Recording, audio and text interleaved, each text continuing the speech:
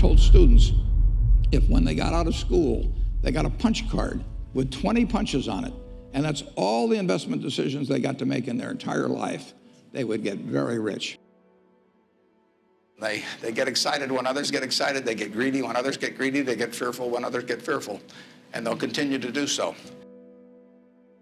Warren Buffett, the Oracle of Omaha, strides into the financial arena with a secret uncovered, a revelation that has defined the course of fortunes. Big opportunities in life have to be seized. We don't do very many things, but when we get the chance to do something that's right and big, we've got to do it. And even to do it in a small scale is just as big a mistake almost as not doing it at all. I mean, you've really got to grab them when they come, because you're not going to get 500 great opportunities. President Bush really came out with the great economic insight of all times, and he did it in 10 words in September of 2008. He went out there from the White House and he said, if money doesn't loosen up, this sucker could go down. And I mean, that goes right up there. Tear down those plaques of Adam Smith. I think it's the same thing that makes most sense practically all of the time. And that is to consistently buy an S&P 500 low-cost index fund.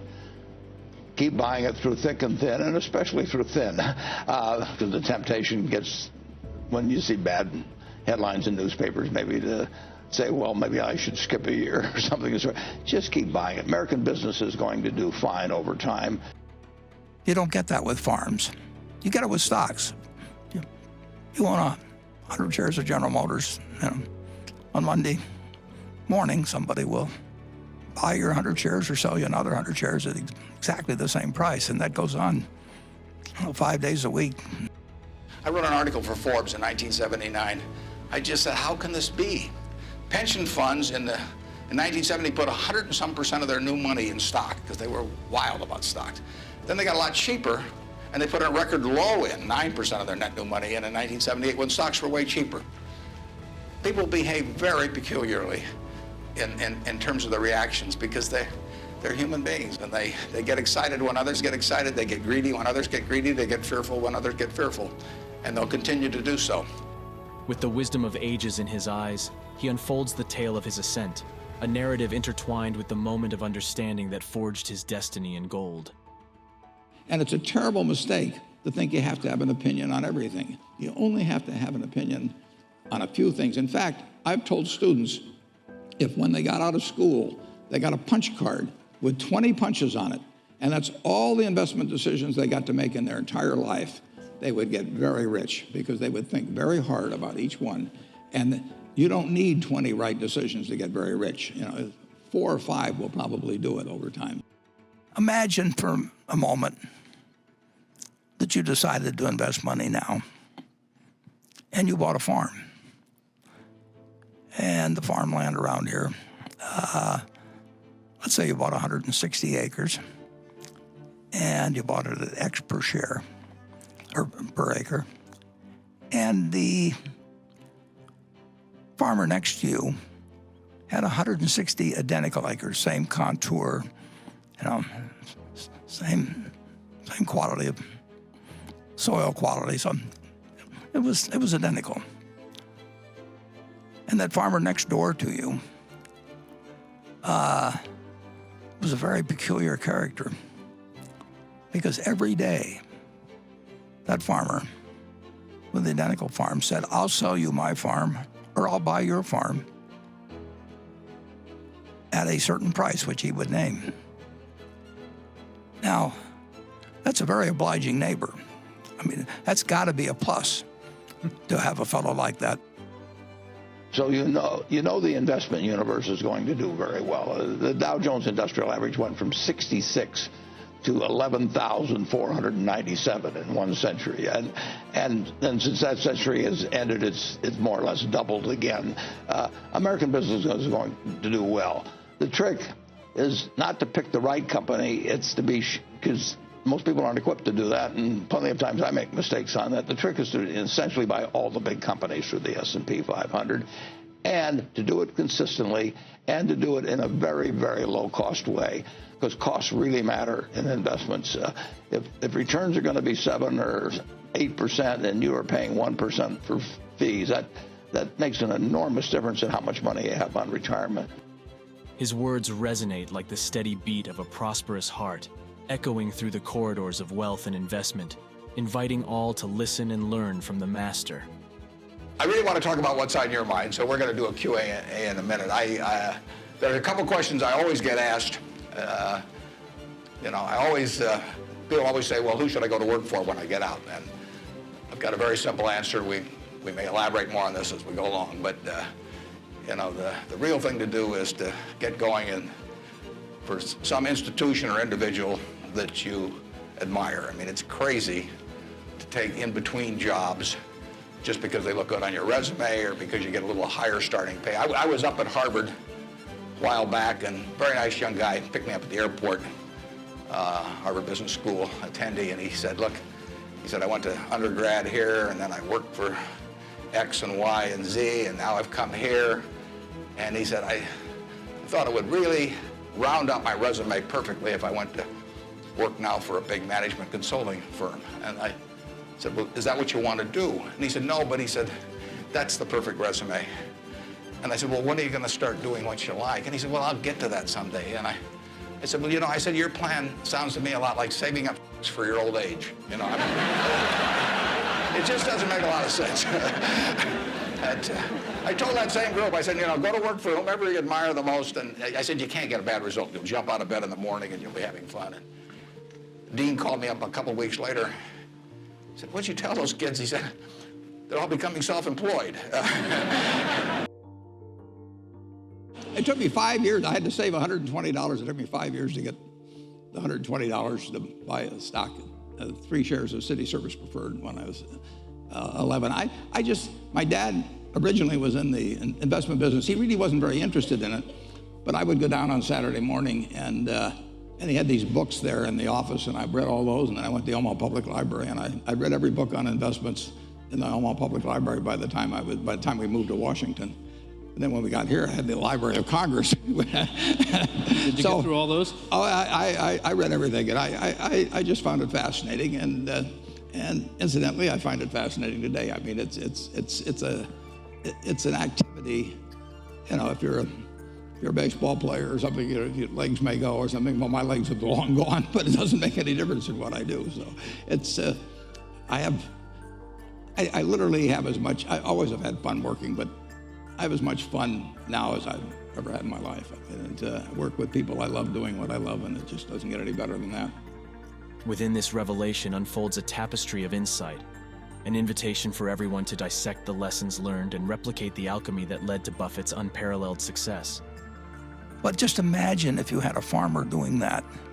When you bought the farm, you looked to what the farm would produce. That was what went through your mind. You were saying to yourself, I'm paying X dollars per acre. I think I'll get so many bushels of corn or soybeans on average. Some years good, some years bad. Some years the price will be good, some years the price will be bad, etc. But you think about the potential of the farm. And now you get this that buys the farm next to you, and on top of that, he's sort of a manic depressive and drinks, maybe smokes a little pot. So his numbers just go all over the place. We look for 3 things when we hire people. We look for intelligence, we look for initiative or energy, and we look for integrity.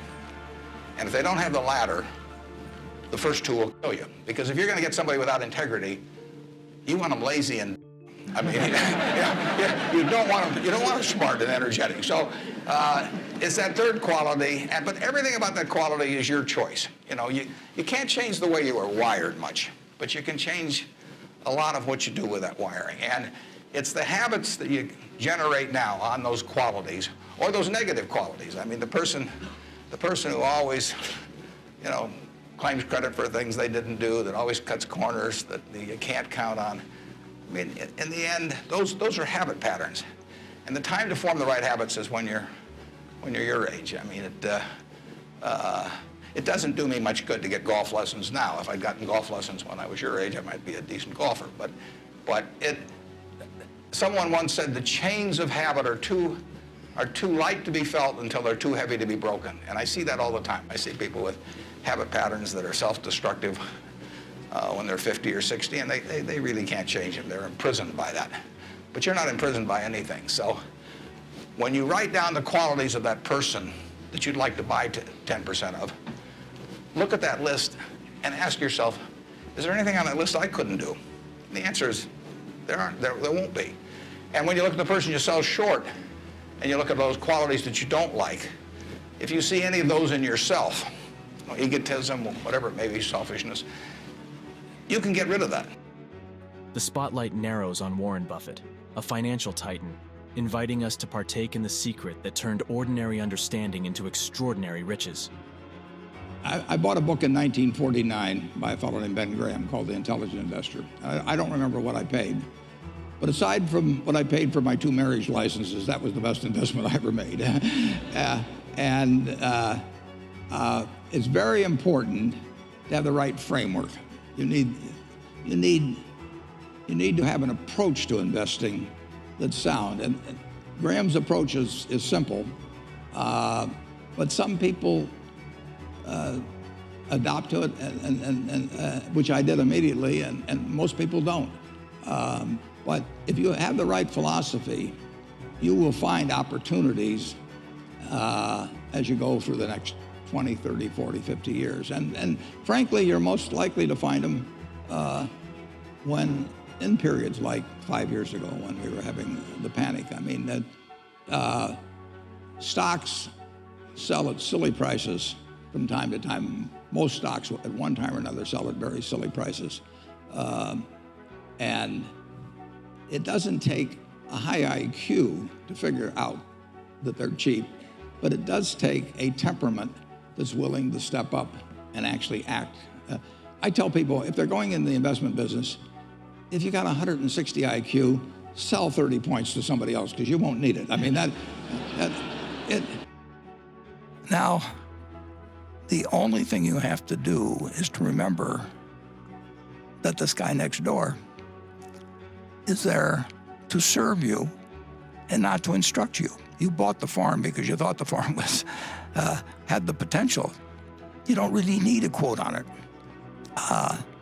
If you bought in with John D. Rockefeller or Andrew Carnegie, and there were never any quotes. Well, there were quotes later on, but basically, you bought into the business, and that's what you're doing when you buy stocks. But you get this added advantage that you do have this neighbor who you're not obliged to listen to at all, who is going to give you a price every day, and he's going to have his ups and downs, and maybe he'll name a silly price that he'll buy at, in which case you sell if you want to, or maybe he'll name a very low price and you'll buy his farm from him, but you don't have to, and you don't want to put yourself in a position where you have to. So stocks have this enormous inherent advantage of people yelling out prices all the time to you, and many people turn that into a disadvantage, and of course, many people can profit in one way or another from telling you that they can tell you what this farmer's going to yell out tomorrow or next, your neighboring farmer's going to yell out tomorrow or next week or next month. There's huge money in it. So people tell you that it's important and they know, and that you should pay a lot of attention to their thoughts about what price changes should be, or you tell yourself that there should be this great difference. In this age of financial wisdom, Warren Buffett stands as a guide, offering the treasure map to prosperity, urging all to follow the path of sagacity and unlock the vaults of abundance. Well, intrinsic value is the number that if you were all-knowing about the future and could predict all the cash that a business would give you between now and Judgment Day, discounted at the proper discount rate, that number is what the intrinsic value of a business is. In other words, the only reason for making an investment and laying out money now is to get more money later on, right? That's what investing is all about. Now, when you look at a stock, when you look at a bond, so it's the United States government bond, it's very easy to tell how much you're going to get back. It says it right on the bond. It says when you get the interest payments, it says when you get the principal, So it's very easy to figure out the value of a bond. It can change tomorrow if interest rates change, but the cash flows are printed on the bond. The cash flows aren't printed on a stock certificate.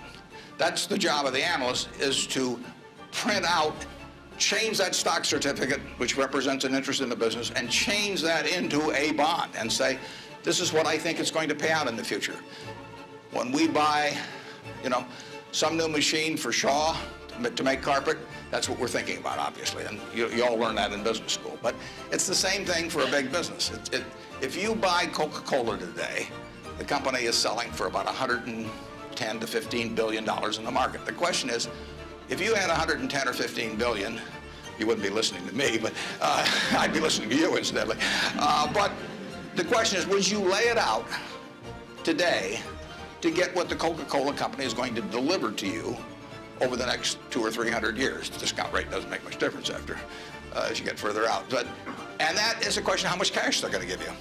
It isn't a question of, it isn't a question about how many analysts are going to recommend it or what the volume in the stock is or what the chart looks like or anything. It's a question of how much cash it's going to give you. That's the only reason. It's true if you're buying a farm. It's true if you're buying an apartment house. Any financial asset. Oil in the ground, you're laying out cash now to get more cash back.